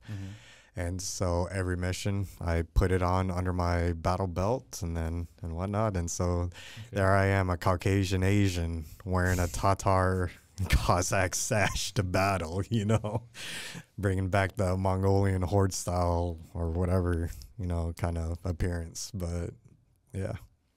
Okay. You were talking about the contract. Is it something that you have it signed for 1 year, or how does it? Yeah, so once you go through the processing and all that stuff, you'll sign a contract. I never actually translated the contract, but I was told it's a 3-year contract, but it's a non-binding contract, so to say. So you can, even though it's a 3-year contract, if that is in fact what it is, you can leave whenever you want. You know, they can't hold you to it because you're not a Ukrainian citizen. The only stipulation is that it does take time to break the contract. So usually when guys notify like, hey, I want to break contract, it usually takes like 2 weeks and stuff like that, and then they can leave. So there is no like cancel payment or something that you have to pay if you break a contract? No. Okay. Because the way the Ukrainians pay is for the previous month. So if you get paid in January, you're getting paid for service in December. It's pretty common in Czech as well. Yeah. So yeah, pretty much once you break contract, your time is fulfilled. And even the next month that after you break contract, you'll still get paid for the prorated amount of days served for the month that you did break contract. Okay. And do you have any salary by the contract? Yeah. So everything is paid in Ukrainian hryvnia. And it gets part of the processing, like I said earlier, is you'll open a Ukrainian bank account. Everything gets paid into there. And it's not a problem to transfer it? No, it's... in Europe, I've had no problem with my Ukrainian debit card, but you can also do a SWIFT transfer of the funds to, like, for me... I've been able to transfer funds to my U.S. bank account, no problem. So that's been really convenient, and it's comes out to about 3,300 USD, and it's broken up into 2 payments. So you get paid twice a month. The first one's just going to be the base salary pay, and then the second payment's going to be the combat pay. And that's for, you know, being deployed on the front line and stuff like that. So it's kind of like a bonuses? Yeah, it's like a bonus. And then they do have other bonuses. For instance, there's a first-time contract bonus. There's a relocation bonus, which is essentially for, like, moving you from wherever you came from to the front line or wherever your unit is. And then there's like a health and welfare bonus. There's a bonus if you get severely wounded. There's an annual bonus. It's kind of a small amount, but it's essentially it's like a clothing allowance that's used to replace, you know, uniforms, gear, whatever, stuff like that. So there's quite a few stuff out there that you can get in terms of outside of just the base pay. So it's not too bad. You were talking about some serious injury. If somebody is injured, they will take care about you, or how does it happen? For example, is it like seriously, is not seriously? How does it work? So yeah, so everyone that fights in Ukraine can apply for veterans benefits, and it encompasses a lot of perks with certain discounts and guarantees on utilities, interest rates, stuff like that. But then in terms of injuries, Yeah, you'll get 100%. You know, you'll get covered by the Ukrainians in terms of treatment. But then, big shout out to the Weatherman Foundation, and they're a NGO that, for our most seriously wounded guys, they cover all the costs for transportation, all that stuff, getting them to Germany. And then they undergo treatment for their injuries in Germany. So, you know, big shout out to them. They've taken care of a lot of our guys. Let's switch to kind of pretty general things. When do you think this war will end? What have to happen in like politics side or military side? So there's one way I see this war ending, and there's no way to say how long it's going to take, but it's a Russian tradition at this point that at some point when a conflict that they get consumed into becomes too costly, they tend to have internal struggles, whether it be a full-blown revolution or, you know, reform, stuff like that. And it very well could happen because due to the sanctions and various other things, it could get to the point that the Russian people cannot tolerate the change in living standards, and you know, they have a implosion within. Another foreseeable thing is going to be 2024 with that the U.S. presidential election.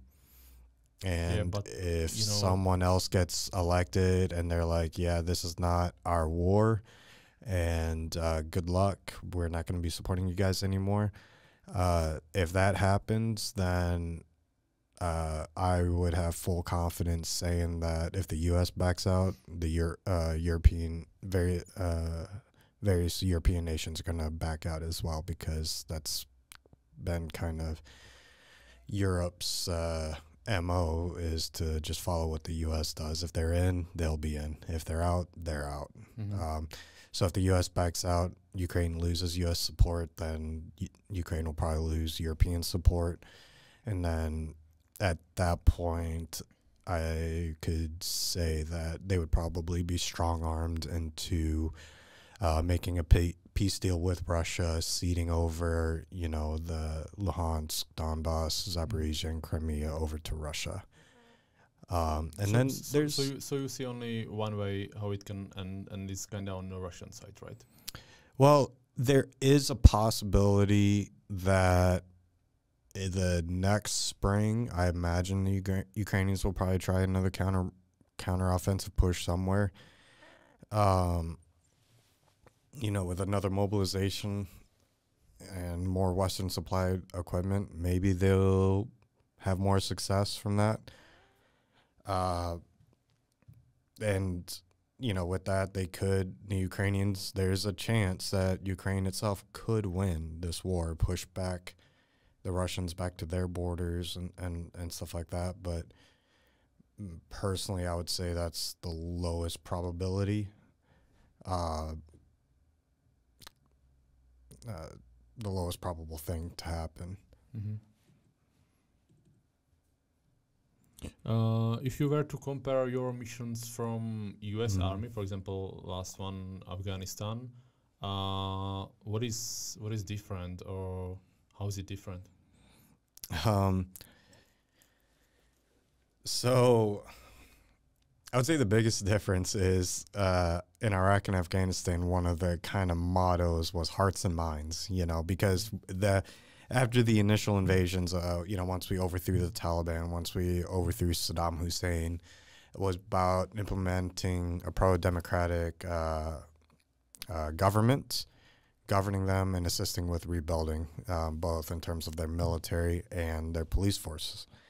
And with that was the whole hearts and minds, you know, so we would often joke, you know, it's like, haha, you know, hearts and minds, 2 in the chest, 1 in the head type of thing, you know, but really we were more of like a policing force type of thing. But then Ukraine is actual 2 in the chest, 1 in the head type. It's an actual proper war, a conventional war, where they classified Iraq, Afghanistan as like a counterinsurgency or unconventional war because, like, for instance, my unit in particular in Afghanistan, we were responsible for overall provincial security, but primarily our focus was the training of the provincial police department, the Afghan National Police, to train them, go out on just some routine patrols and stuff like that. Every once in a while, we'd have like a movement for to contact type of things, or QRF to contact and whatnot. But it wasn't like just straight. So you were there kind of like the teachers, right? Yeah, mentors. Because that was the idea, is that in Iraq and Afghanistan, we would eventually step away and let them govern their own country. And so, yeah, that's the biggest difference in that Iraq, Afghanistan was more of a stabilization type of mission, whereas the Ukraine is a pure conventional war. I have one question. What do you like already? Because I was asking you, but if you don't want to answer, you don't have to. Some Czech volunteers, there are millions of US dollars on their heads. What do you think about this kind of like headhunters and this kind of like thing? Oh, you mean like bounties? Yeah, bounties. Oh, yeah. I think that's a glass full of horse shit. In all honesty, I think people who go out there saying like, haha, yeah, there's a bounty on our head, is just trying to make themselves feel important and that they're in an excessive amount of danger. You know, it's like I mean, Russians aren't out there as, you know, like, you know, getting like, it's kind of absurd. But there have been instances of irresponsible foreigners in Ukraine that were found like kidnapped and murdered. Circumstances debatable, but it's one of those things where it's like, if you're a foreigner and you go into Ukraine, don't be stupid. You know, it's blend in. You know, a lot of guys will go there and they'll, you know, try to make themselves stick out like, yeah, I'm a foreigner here, you know, and they'll go and get a place at an apartment with no care in the world because they don't want to sleep in a bunker or something like that. And then, and they're just completely oblivious to the fact that there are collaborators everywhere in Ukraine, you know, and like they will run you over, you know, on the side of the street. They will bound you, you know. I think there's a British guy a few months ago that was found like bound and dumped by the river. You know, so, but yeah, the whole bounty thing is kind of like, I mean, I don't know. I've heard my unit had a bounty, you know, for every one of us that was killed. Is it confirmed? No. Does it matter? No, not at all. You know, that to me is kind of like a bit of uselessness that just, it doesn't matter. Okay. This question is kind of, I don't want to say stupid, but how confident are you in the fight? Of course, you have to be confident. If you are not confident, you are not going here. But if you take it like, for example, from Afghanistan or previous missions, right? Because shooting and everything was kind of special thing. But right now, it's a daily thing. So how confident you are, and if something gonna happen or is happening, how you are feeling? So in Afghanistan, I'll never forget my first couple missions. It was kind of like, you know, on edge, you know, like making sure I listened to my training and all that stuff, you know, being aware of everything around me. But then by the end, you know, I was just completely like 0 F's given, you know, it's just like whatever, because it was just nothing compared to Ukraine, right? But then I get to, you know, being in Ukraine, it's kind of, it's you often hear about it, you know, the difference between like being confident and being scared.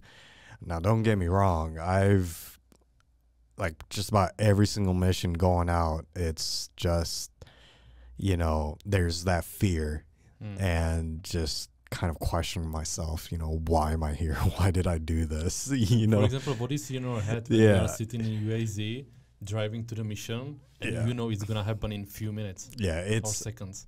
Those, like, when we make that last turn and it's a straightaway, it's just, that's when it's like, it really starts to like, okay, I don't know why I'm here. I don't know why I did this. I should have just gone back home, you know, but then it stops. We're all jumping out, and it's kind of just a flip of the switch, you know. It's like, we got to move, we got to go, you know. All right, guys, let's go. And it's so then at that, because the hardest part is always taking the first step. But then once you take that first step, and once you build up the courage to take that first step, it's easy, you know. But then being in the moment, like, there, it's kind of like a back and forth thing, to where it's, my butthole is very puckered up, you know, especially when you hear like the suicide drones coming in and whatnot. And like, there are times where like you're fighting, and then there's a quick lapse in the fighting, and it's like, bro, what the hell is going on? You know? And then at that moment, it's like, why am I here again? You know? And then you go back to fighting, and you just don't think about it. All you think about is the fight. You know, you got to win the fight. Win the fight or you're dead, type of thing, you know? So that's where I would say probably the confidence helps me in the fight, you know? But there is still fear. And the confidence is like by your own experience, or the whole team kind of, because you know that next to you is the guy, I don't know, from, for example, Estonia, Sweden, Brazil. He has huge experience, and like everybody knows in the unit what they are doing kind of. Yeah, I would say my prior experience does help a lot.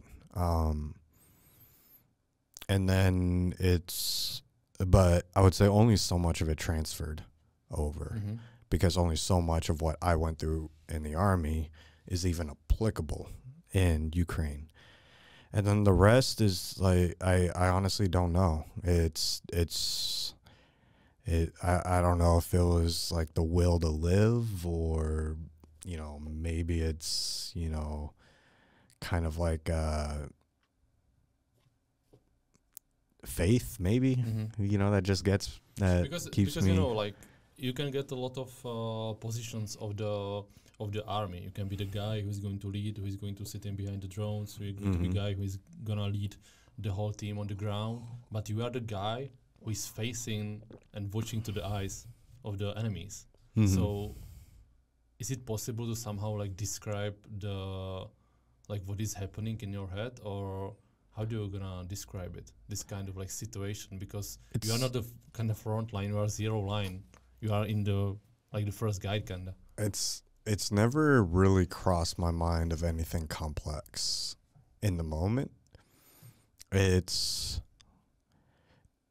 So far, it's always been, when things are happening, there's never been like some kind of insane mental state that I could describe. It's always just been, what is happening, what needs to happen, and how do I make the situation better for myself. So in the moment, I've never really had any thoughts other than, you know, the tactical situation of the fight itself. And where that comes from, I don't know. But that's where some guys talk about, you train enough, eventually it just becomes instinctive and it takes over. You know, if you have enough training and enough good training, that's what'll happen. Maybe that's what it could be. I don't know, but it's, in the moment, I've never really had any deepful thoughts about anything other than, you know, the fight itself. What kind of people come in here to the war, like volunteers? Because I heard a lot of, you know, conversations about that. These people are missing a feeling of the war or feeling or missing what they had in the army. What kind of people are there? Because or some people are, you know, they have some crimes in some countries. Yeah, so I haven't met anyone necessarily that had like serious convictions from whatever country they came from for like serious crimes. So I'm not too sure about that. Other than that, I would say it falls into two categories: your prior civilians and prior service. The civilians are going to be hit or miss. You know, they're either the guys that were civilians, know they're civilians, are very humble and want to learn as much as they can so that they could be the best fighter they can be as quickly as possible. And then you have the other ones that were nothing more than airsoft LARPers and don't last long, you know. And then for the prior service guys, that also falls into two categories. You have guys who adjust well because no prior service guy really that was in Iraq or Afghanistan necessarily has applicable experience that fully transfers over to what goes on in Ukraine, just because the scope of the battle is completely different. The mission is completely different.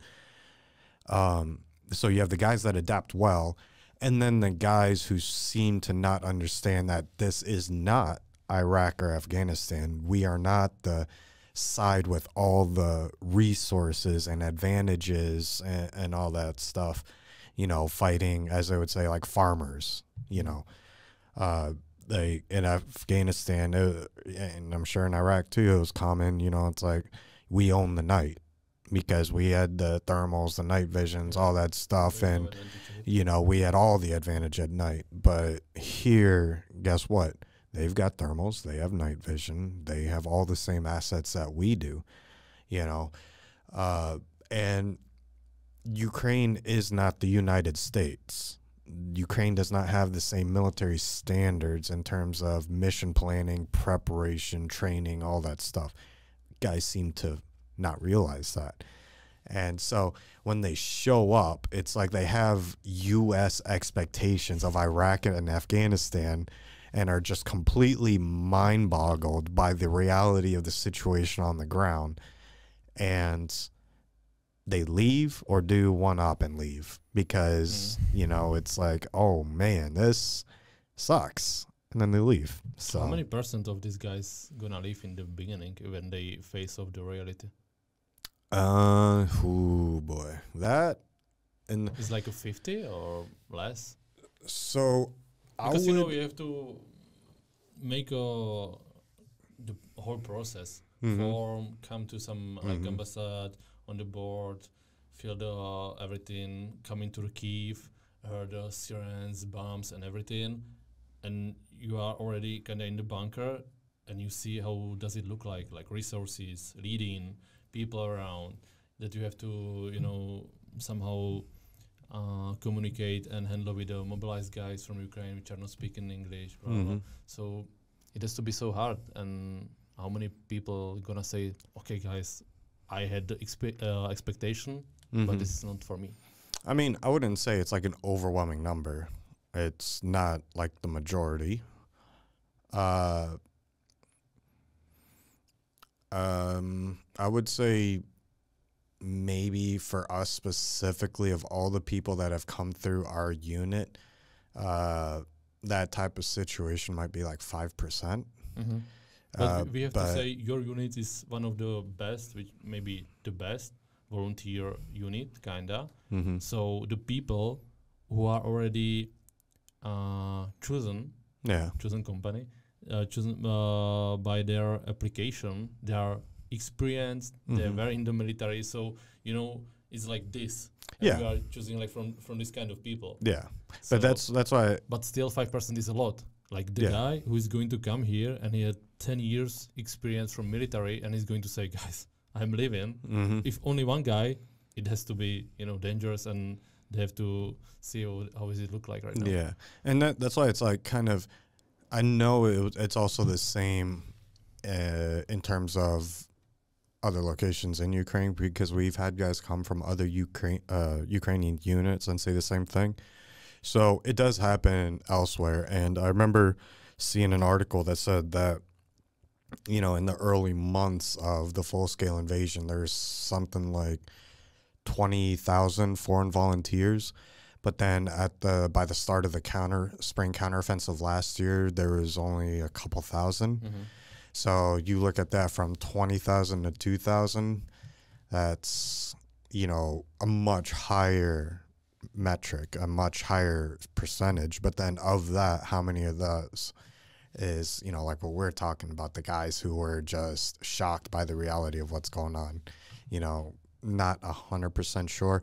But the other unfortunate downside of the conflict with the types of foreigners that have come through is the social media clout chasers. It's been just pretty bad in my personal experience. Let's focus now on the mobilized troops from both sides. Who are these guys? They are young, old, or mixed. And if you compare, because you already know about the Russian mobilized guys as well, if you compare them, like with the Russians versus the Ukrainians, how you will describe what is different between this kind of people?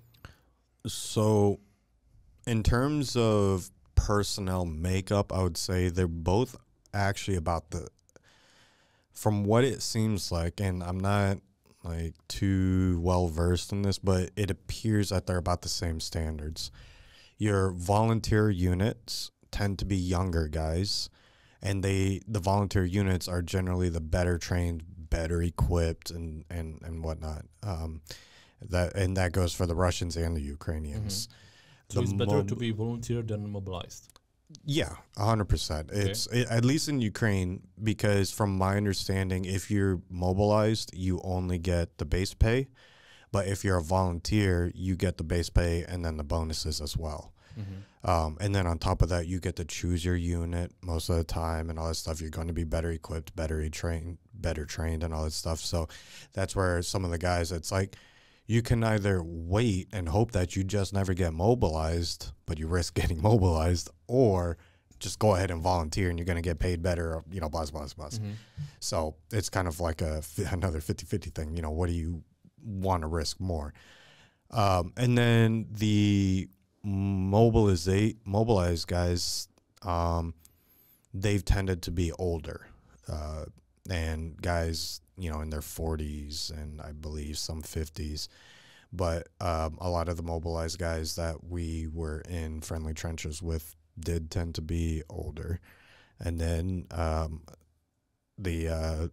some of the Russian positions tended to be older as well. But interestingly enough, it seemed like they were not as old as many of the Ukrainians. That's just what it appeared to be. I don't know if that's truth or not.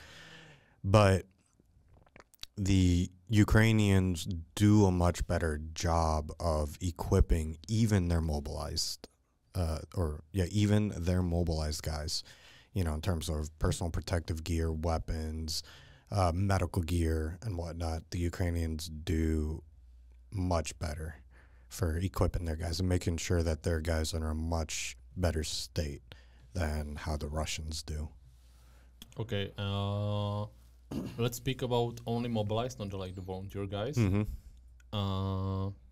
If you compare, for example, their equipment, is it different on Ukraine and Russian side? You were already talking about it, that the Ukraine mobilized guys has pretty good gear. What can I imagine? They have like military vest. Yeah, they'll have, you know, your plate carriers, good proper plates and stuff like that. Not like necessarily like your DCS or whatever plate carriers, but they'll have good plate carriers and plates and helmets, you know, good amount of like ammo that they can carry, proper IFAKs or first aid kits, you know, with the proper medical, you know, multiple tourniquets, Israelis, gauze, stuff like that. They'll have the good basics that you'd expect even like just a simple soldier to have. But then with the Russians, it's kind of 50-50. you know, sometimes all they have are tourniquets, you know, and that's the only medical supplies they have. And sometimes all they have is an AK and like 2 or 3 mags, maybe only 1 mag, you know, and that's about it. And the level of quality in their gear has been kind of all over the place. In our sector, they seem to be, you know, all right. But in other sectors, I've seen just the most bizarre, just setups, you know, the situations that some of these other Russian mobilized guys are put into. So it's, yeah, it sucks for them. And what is usually their job if they are mobilized? They are sitting only in the trenches and waiting, or they are making the trenches, or... Yeah, and yeah, it's a good variety of things. For the Ukrainians, they, you know, being mobilized doesn't necessarily sentence you to guaranteed death. You know, it's like you're more likely going to sit in a trench or some kind of position. But, you know, the Ukrainians don't just full-blown mass wave their guys like the Russians do. What does it mean? If you can describe it. Enemy at the Gates opening scene. Okay. That movie, you know. But the Russians, if you're a mobilized guy, then you're just about sentenced to, you know, death, because you're going to be used as, you know, as I say, cannon fodder. So you are a meat wave. Their mobilized guys like a kind of wall in front of them, sending them, and they are like the pros, or the volunteers are behind them. And I mean, not even behind them. Sometimes like they just do the meat waves because it's, you know, there's that quote, quantity is a quality in its own way, or something like that, you know, to where it's just, even if they're just bottom of the barrel quality troops, if you have enough of them, eventually it may work, you know, and that's just the nature. What is the goal, or what is the strategy if you send this kind of guys to death, kind of, and they will do 0 damage, or? Just, I mean, that's just been their motive. Just go, and if it doesn't work, suka bliat. But if it does, then hey, I might get a promotion, you know, for the commander, you know. But that's just that's just how they do it. Okay, and so if you get some of these, for example, mobilized guys, like a prisoner for you, Storm Z. Yes, Storm Z. What they are saying, how they are acting, or what kind of feeling you can see in their eyes. I mean, the Storm Z thing is not as prevalent now as it was before. Most of them have been killed. Last report I saw is that they were taking the remaining Storm Z guys and integrating them into Russian units. So instead of having full Storm Z units, now you'll have a Russian platoon with like 10 Storm Z guys or something like that. I don't know the exact numbers. So now it's not exactly so easy to identify the Storm Z guys. But yeah, oftentimes those guys they would just run, surrender, just right off the bat, you know, just a lot of them did not want to fight.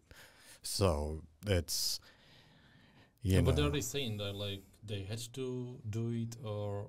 Yeah, essentially it was fight for us, and I think it was their sentence got reduced, you know, but it was that was kind of like the enticing piece that they threw in there to get these guys to volunteer. But did these guys actually volunteer? I personally question if they volunteered to, you know, be mobilized for a reduced sentence.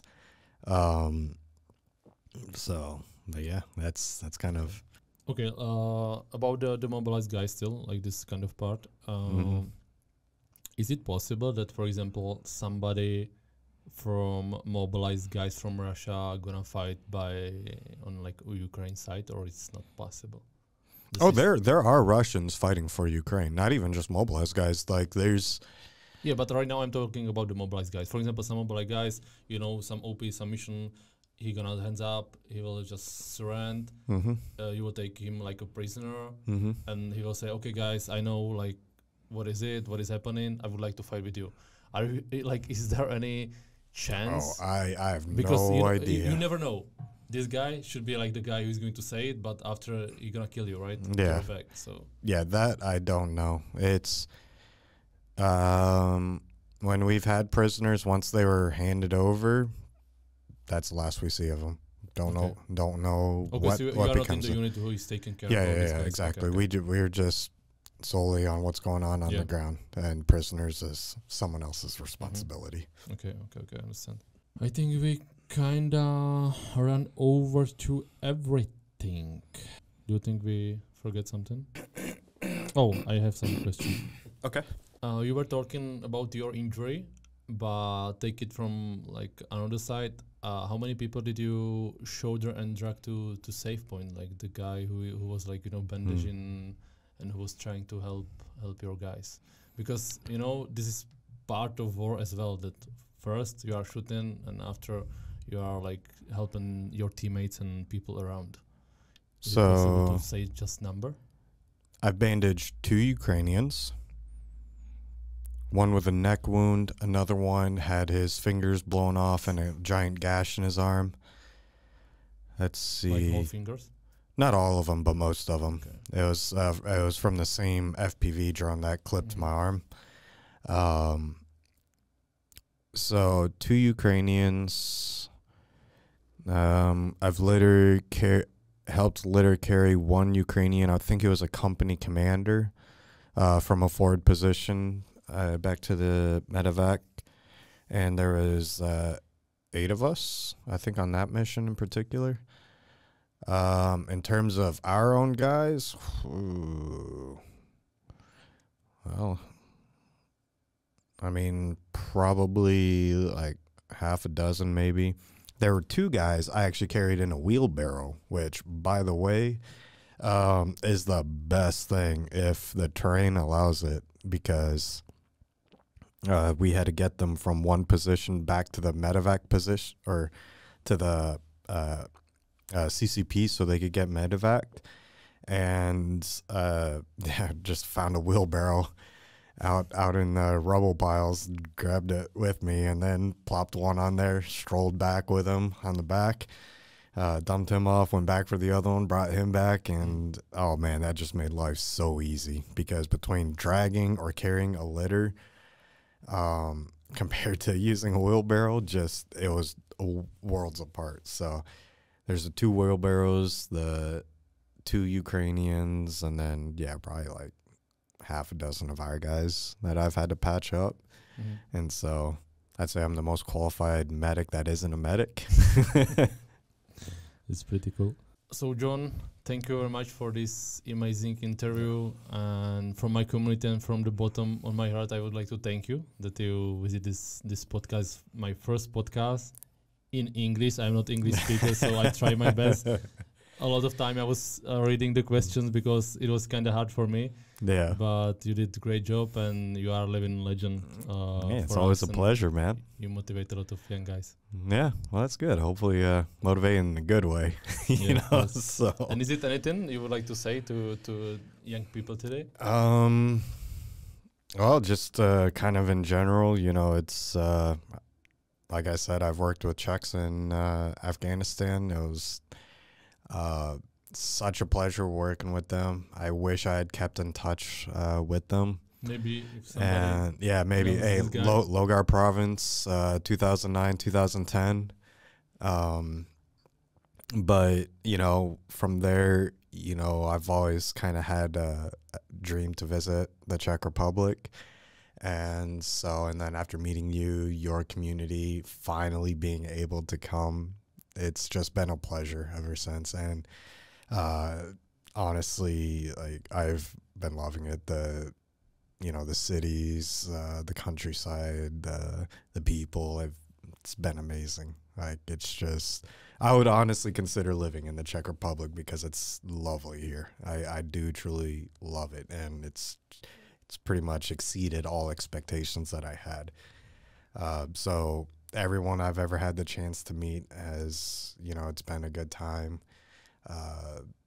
It's probably been one of the best countries I've ever had the pleasure of visiting. I'm just hoping that, next time I'm not on a time crunch, to go somewhere else and I could just hang out, chill and spend some good time here. So, yeah, obviously biggest thanks to, the Czech community. They've always been everything. You can't say anything bad. So big thank you. If anyone's looking to volunteer to fight for Ukraine, just make sure you prep right. And if you have any questions, I'm always ready to help in any way I can. Best that guys are, well prepared and whatnot. So don't want them to be too surprised. You have to say some Czech words in the end. Do you know any? I know you know some bad words, right? I mean, yeah, I'll try and keep sense of the bad words. Just do it. Yeah. Okay. Yeah. Anything else? Jak se máš? Čus, čau, ahoj, překvapko. Překvapko.